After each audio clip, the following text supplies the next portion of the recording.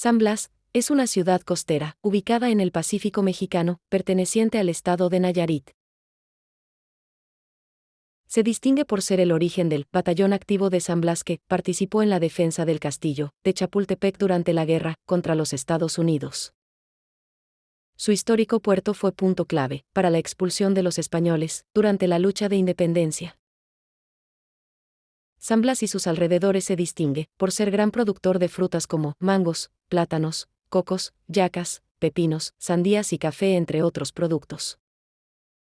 El puerto sirve básicamente para los barcos pesqueros de diferentes especies capturadas en el Pacífico. Pueblo de leyendas como la Loca de San Blas, que sirvió de inspiración para el famoso tema del grupo Maná. La gastronomía tradicional consiste en el pescado zarandeado, tatemado, camarones, ceviches y frito, además de tacos, enchiladas y guisados. Aquí nadie se va con hambre. También hay artesanías con vellos, bordados de los nativos coras y huichoques que viven en la Sierra Madre Occidental.